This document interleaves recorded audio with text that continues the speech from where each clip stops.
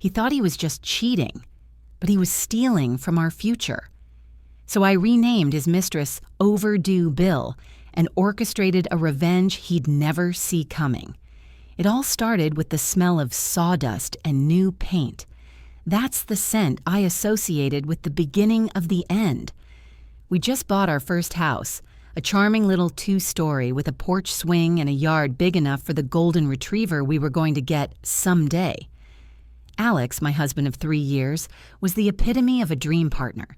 He was the guy who brought me coffee in bed, who slow danced with me in the kitchen to no music, who held my hand during scary movies even though he loved them and I hated them. We were that couple, the one our friends simultaneously envied and were sickened by.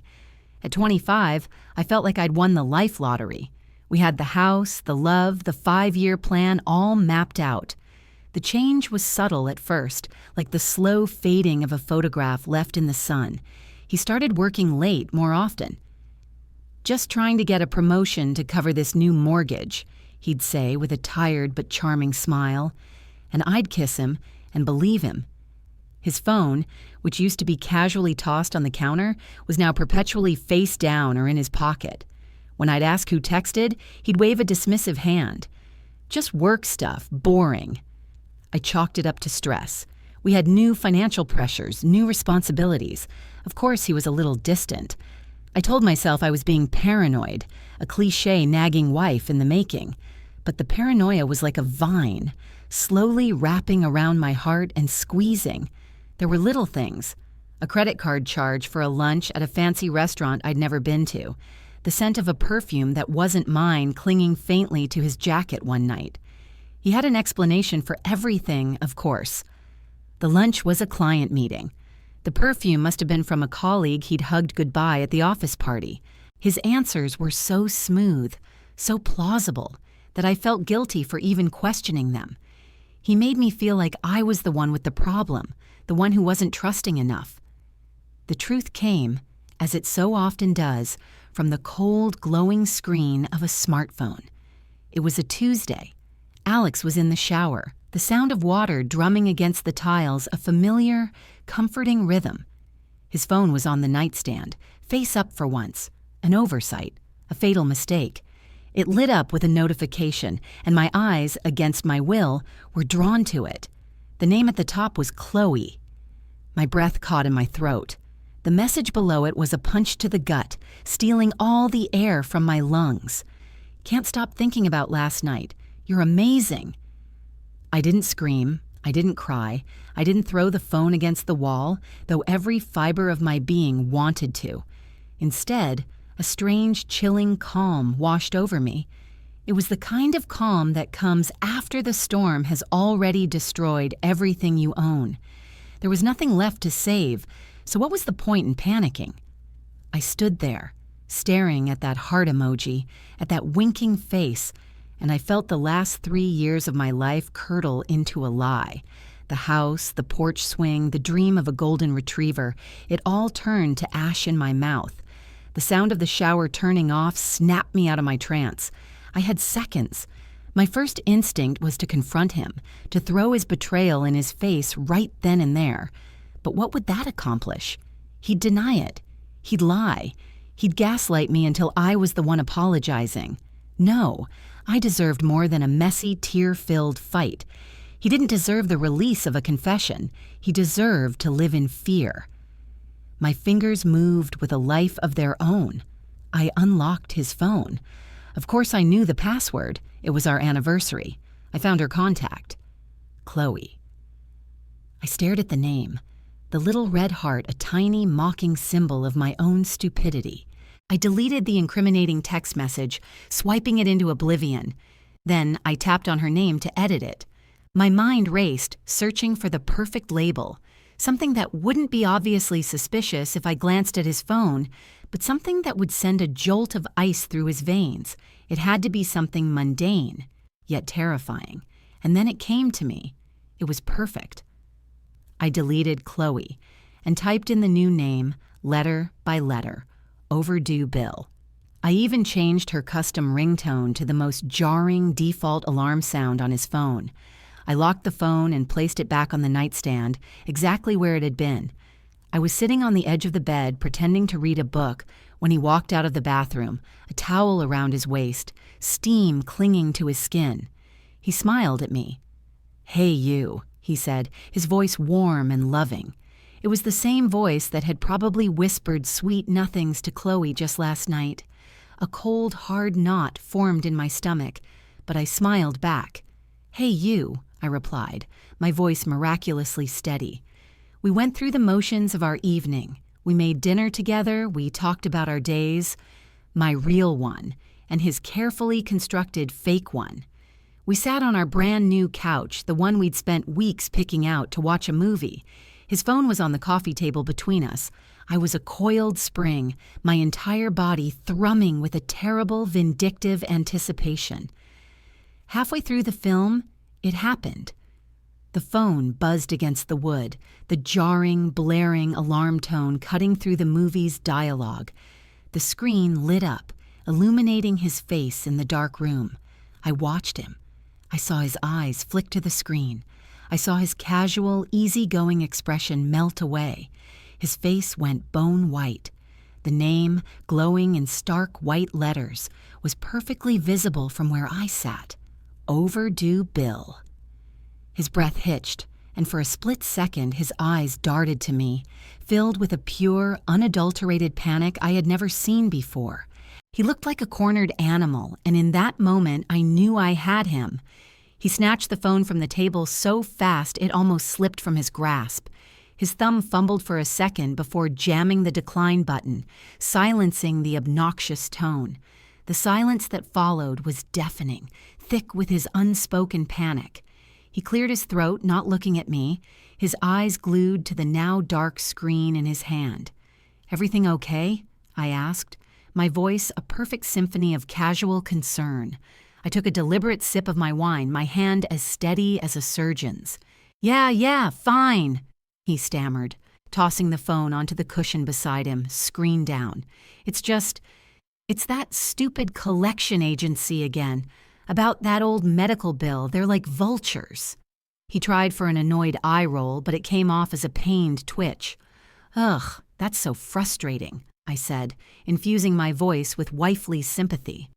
"I thought you sorted that out last year. You should just block the number." I watched him closely as I said it. A fresh wave of panic flickered in his eyes. Block the number? Of course he couldn't block the number. How would his precious Chloe get in touch? "I should," he mumbled, running a hand through his hair. "I will, just not right now. Let's just finish the movie."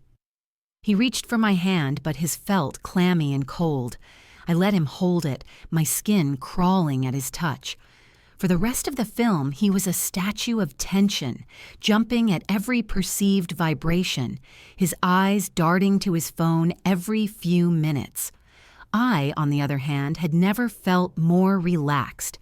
I had found the puppet strings, and oh, it was so satisfying to watch him dance. The next 2 weeks were a master class in psychological torture. I became the orchestra conductor of his anxiety, and my instrument was our mundane domestic life. Every time we discussed finances, I would watch him pale. "Hey, honey," I'd call from the kitchen while paying bills online, just making sure we're all caught up. "No overdue bills I should know about, right?" He'd choke on his coffee and assure me everything was fine, his voice an octave too high. His phone became his shadow, an extension of his own hand. He took it into the bathroom. He slept with it under his pillow. But the calls and texts from Overdue Bill kept coming, always at the most inconvenient times. Once it buzzed incessantly while we were having dinner with my parents. He'd silenced it, but the constant vibration of the phone on the wooden table was impossible to ignore. My dad, ever the pragmatist, finally spoke up. "Son, if someone needs money that badly, you should either pay them or tell them to get lost." Alex almost launched his fork across the room. He muttered something about aggressive marketing calls and excused himself, his face the color of chalk. I just smiled sweetly at my mom and told her to pass the potatoes. I was playing a long game, but I knew I needed more than just a name. I needed ammunition. I needed to understand the scope of this betrayal. The opportunity presented itself on a Saturday morning. Alex had gone for a run, a new habit he'd picked up. "Just trying to de-stress," he'd said. I knew it was more likely an excuse to call her in private. He'd left the iPad on the arm of the couch, open to a sports news website. We shared the device, and I knew his iMessage was linked to it. My heart hammered against my ribs as I picked it up. This was it. This was the point of no return. With trembling fingers, I closed the browser and opened the little green message icon. And there it was, a long, damning thread of conversation under the name Overdue Bill. My calm facade from the first night shattered. Reading the words was 1,000 times worse than just seeing the notification. He used our pet names with her. He sent her photos of himself at work, photos I thought were for me. He complained about me to her, how I was a little stressed lately, how I was being clingy. He was painting me as the villain in a story where I was the only innocent party. I scrolled and scrolled, my vision blurring with unshed tears of pure rage. They had been seeing each other for 6 months, 6 months of lies, of stolen moments, of my life being a complete and utter sham. I saw plans for weekends away when he was supposedly on business trips. I saw him promising her a future, telling her to be patient, that he would handle things with me soon. But the final blow, the one that truly knocked the wind out of me and replaced it with something dark and cold and vengeance, wasn't in the messages. It was in a link he'd sent her, a banking app link. It was a transfer confirmation, a large one. Curious, I opened our joint banking app on my own phone. We had separate accounts, but we had 2 joint ones, a checking account for house bills and a savings account. A special one we'd labeled Future Fund. It was for a down payment on a bigger house someday, for kids, for our life together. I navigated to the transaction history for the Future Fund, and there it was, a transfer sent 2 days ago for $3,000. It wasn't labeled with a name. The description was just a single innocuous word, rent. My blood ran cold. He wasn't just cheating.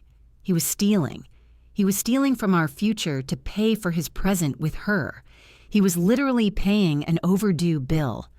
My breath caught in my throat as I scrolled down, my eyes scanning past transactions, past deposits from our paychecks, all the way to the initial deposit we made when we first opened the account 3 years ago. We'd been so hopeful, so excited. Right below that first deposit was the nickname we had given the account, a silly, private little dream we shared, now glowing on the screen like a cruel joke. It read, Baby Thompson Fund. Baby Thompson Fund. The words seemed to mock me from the screen, each letter a tiny needle pricking at the fragile bubble of my denial. This wasn't just an affair. This was a demolition. He was taking the bricks from the foundation of the life we were supposed to build together and using them to build a new one with her. $3,000 for her rent. How many other bills had he paid? How much of our future had he funneled into his secret life? The sound of the front door unlocking sent a jolt of pure adrenaline through me. I slammed the iPad shut, my mind racing. I had to hide it. I shoved it between the couch cushions just as Alex walked into the living room, flushed and sweaty from his run. He was oblivious, a smile on his face. "Hey, felt good to get out," he said, stretching his arms above his head. He looked so normal, so much like the man I thought I'd married. It made the betrayal feel even more grotesque. "Looks like it," I said, my voice dangerously calm. I was just thinking, we haven't had a proper date night in ages. With all the stress of the new house and you working so hard, I think we deserve one. What do you say to dinner at that new Italian place downtown? My treat." His eyes widened in surprise, a flicker of guilt quickly masked by a grateful smile. "Wow, babe, that sounds amazing. Seriously, I'd love that." "Great," I said, a slow, predatory smile spreading across my face. "How about next Friday?" Next Friday. It gave me 5 days. 5 days to gather my strength, to lay my traps, and to prepare for the final act of our marriage. For the next few days, I was the perfect wife. I made his favorite meals. I laughed at his jokes. I initiated affection, touching his arm, kissing him goodbye in the morning. Each touch felt like a lie, a bitter pill I was forcing myself to swallow. He, in turn, seemed to be lapping it up. He probably thought his little problem with overdue Bill had blown over, that I was just being clingy like he'd told her. He was more relaxed than he'd been in weeks. He was a fool. The calls from overdue Bill didn't stop, of course. They became my personal soundtrack. One came while he was grilling steaks in the backyard. The jarring alarm blared from the kitchen counter where he'd left his phone. He practically vaulted over a patio chair to get to it, fumbling to silence it before I could notice. He came back outside, visibly shaken, and proceeded to burn the steaks to a crisp. I ate my charcoal-blackened meal with a serene smile, savoring the taste of his anxiety. On Thursday, the day before our date, I made my move. Alex had an all-day off-site meeting. I knew he wouldn't be home until late. It was the perfect window. I started with our finances. I spent hours online, meticulously going through every joint account, every credit card statement for the past year. It was worse than I thought. It wasn't just the $3,000. There were hundreds, sometimes thousands, every month. Cash withdrawals from ATMs near an apartment complex across town I'd never been to. Lavish dinners. A charge from a jewelry store for a delicate gold necklace I had never seen. He wasn't just funding her life, he was funding a lifestyle. Our lifestyle. My lifestyle.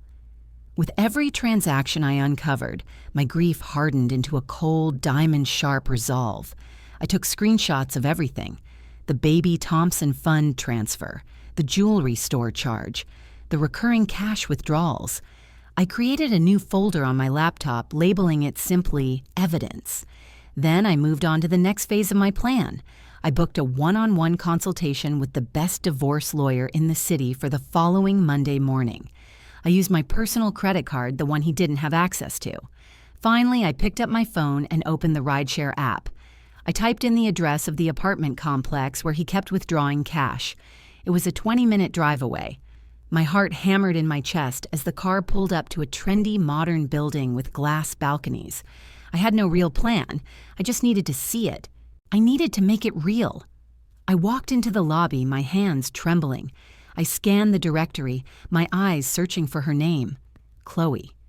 I didn't know her last name, but my gut told me I'd know it when I saw it. And there it was. Apartment 4B. C. Jensen. I didn't go up. I just stood there staring at the name on the directory, a ghost haunting the lobby of a life that wasn't mine. I turned and walked out. My purpose solidified. That night, when Alex came home, I greeted him with a kiss and a glass of his favorite whiskey. He was exhausted but happy, telling me all about his boring meeting. I listened, nodding and smiling, the architect of his downfall. Friday arrived, date night. I took my time getting ready, choosing a stunning red dress he'd always loved. The dress of a woman who was confident, in love, and had absolutely no idea her world was about to be set on fire. Alex whistled when he saw me. "Wow," he breathed, "you look incredible." "You don't look so bad yourself," I purred, straightening his tie. We got to the restaurant. It was beautiful, all soft lighting and quiet music. We were seated at a cozy corner table. We ordered a bottle of expensive champagne. "To us," he said, raising his glass. "To us," I echoed, my eyes meeting his over the rim of my glass. For a moment, watching him smile, I almost faltered. The memory of the man I loved fought against the reality of the man he'd become. But then I remembered the bank statements, the baby Thompson fund, the name on the apartment directory, and my resolve hardened once more. We made it through the appetizers, the conversation light and breezy. He was charming, attentive, the perfect husband. It was a masterful performance. Then, just as our main courses arrived, it happened. The jarring, unmistakable alarm tone of his phone, which he'd foolishly placed on the table between us, shattered the romantic ambiance. The screen lit up. Overdue Bill was calling. Every head in our vicinity turned to look. Alex's face turned to stone. He lunged for the phone, but this time, my hand shot out and covered his, my grip surprisingly strong. "Don't," I said, my voice low and steady. "Let's answer it. Together." His eyes widened in sheer terror, a cornered animal staring into the headlights of an oncoming truck. His Adam's apple bobbed as he swallowed hard. "What are you talking about? It's just a spam call. Let it go." He tried to pull his hand away, but I held firm, my fingers digging into his skin. The phone continued its relentless screeching summons on the white tablecloth, a digital alarm bell signaling the end of our life as we knew it. "Is it Alex?" I asked, my voice dropping to a near whisper, laced with a chilling sweetness that made the hair on his arm stand up. "Because this overdue bill seems awfully persistent, and you seem awfully panicked every time it calls. I'm worried about you, about us, about our finances. We should clear this up right here, right now. Put it on speaker." The color drained completely from his face. He looked from my eyes, which were now as cold and hard as river stones, to the glowing screen, then back to me. He was trapped. The entire restaurant felt silent, though I knew it was just the blood rushing in my ears. He knew he was caught. I could see the frantic calculations happening behind his eyes as he searched for an escape route that didn't exist. With a trembling hand, he surrendered. He slid his thumb across the screen, the green accept icon, a symbol of his unconditional defeat. He then slowly, reluctantly, tapped the speakerphone button. The restaurant's ambient chatter filled the brief silence, and then a woman's voice, hesitant and a little confused, came through the phone's tiny speaker. "Alex, did you mean to answer? I thought you were at your boring work dinner." My grip on his hand tightened. A boring work dinner. So that's what I was. A footnote, an excuse. Alex flinched as if I'd struck him. He opened his mouth, but no sound came out. "Hello, Chloe," I said, my voice clear and unwavering. "This is Alex's wife, and I'd say this dinner is anything but boring." A sharp intake of breath on the other end of the line. Silence. I could picture her, probably lounging on the couch I'd paid for with my Baby Thompson fund, her face a mask of shock. "Who is this?" she finally managed to stammer, her voice losing its confident edge. "I believe I just told you," I replied coolly. "I'm the woman whose husband has been paying your rent with our baby fund. You know, overdue bill is such a fitting name for you. I have to give him credit for that. It's got a real ring of truth to it, don't you think?" I watched Alex as I spoke. He looked like he was going to be sick. He had shrunk in his chair, the confident man from 10 minutes ago, replaced by a hollow-eyed shell. The silence on the other end of the line was my answer. She knew. Of course she knew. I don't know what you're talking about," she lied, but her voice was weak, unconvincing. "Oh, I think you do," I said, leaning back in my chair and taking a delicate sip of my champagne. "I think you know all about the $3,000 transferred on the 15th for rent, and the gold necklace from Patterson Jewelers on the 2nd of last month, and the countless cash withdrawals near your apartment on Elm Street. Apartment 4B, isn't it? Must be nice." A strangled gasp came from the phone. I had her. I had them both. Alex finally found his voice, a pathetic, pleading whisper. "Sarah, please stop. Not here." "Not here?" I laughed, a sharp, humorless sound. "Where, Alex? Where would be the appropriate venue to discuss the complete and utter destruction of our marriage? Should I have booked a conference room? Maybe we can add Chloe to a group chat and sort it all out there." I looked at him, my expression devoid of any warmth. "You forfeited the right to a private discussion the moment you started building a second life with my money." I picked up my wine glass and looked back at the phone. "Listen carefully, Chloe. As of Monday morning, my lawyer will be in possession of every single bank statement, every transaction, every piece of evidence detailing how Alex has been fraudulently transferring marital assets to you. It's a fun little legal term called dissipation of assets. Your landlord will be getting a call. Patterson Jewelers will be getting a call. I'm going to claw back every single cent you two stole from my future, from our future. The only sound from the phone was frantic, panicked breathing. Sarah, Alex begged, his voice cracking. Please, we can fix this. I finally released his hand and looked at him, truly looked at him, for the first time all night. The man I loved was gone. In his place was a stranger, a weak, pathetic thief. No, we can't, I said simply, but I can. I reached down into my purse and pulled out my own phone. I'd had it ready. I tapped the screen a few times. A moment later, a notification pinged on Alex's phone, which was still on the table.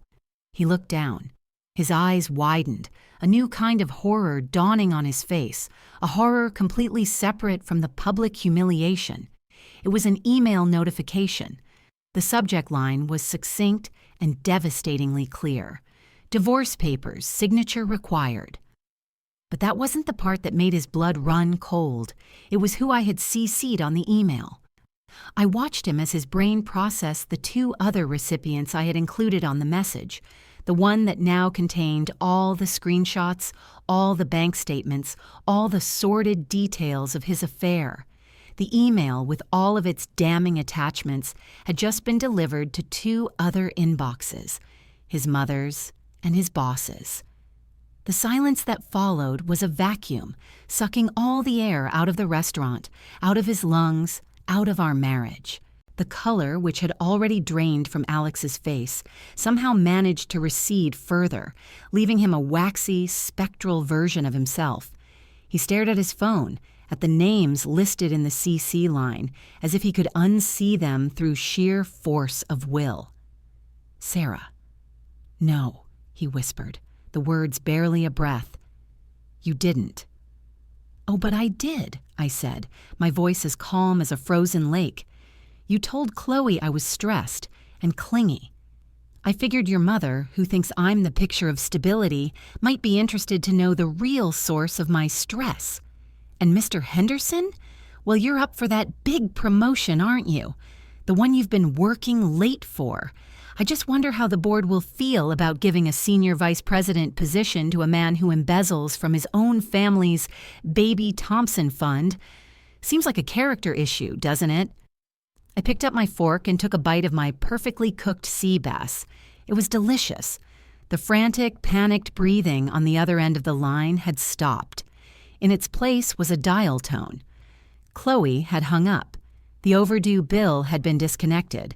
Alex didn't seem to notice. He was staring at me, his expression a kaleidoscope of disbelief, horror, and for the first time, a glimmer of respect. He had underestimated me. He had seen a wife he could placate with lies and perfume-scented excuses. He was only now seeing the woman he had actually betrayed. Why? He croaked, his voice raw. Why would you do this? You're asking the wrong question, Alex, I replied, dabbing my lips with a napkin. You should be asking yourself why you did this, why you thought you could dismantle our life, our future piece by piece, and I would just sit quietly in the rubble. You didn't just have an affair. You stole from me. You stole from us Yuris. You took the money we were saving for a family and you gave it to her. So you tell me, why? He had no answer. He just shook his head, a single tear finally tracing a path down his ashen cheek. The sight didn't move me. It was too late for tears. It was too late for anything. I put my napkin down on the table, the meal finished, the performance over. I stood up, my red dress a defiant flag of victory. The server has been informed that you'll be taking care of the check, I said, my voice crisp and businesslike. Consider it a down payment on the monumental debt you now owe me. My things will be out of the house by tomorrow evening. Don't be there. I'll leave the keys on the counter. The rest will be handled by our lawyers. Goodbye, Alex. I turned and walked away without a second glance. I didn't stumble. I didn't cry.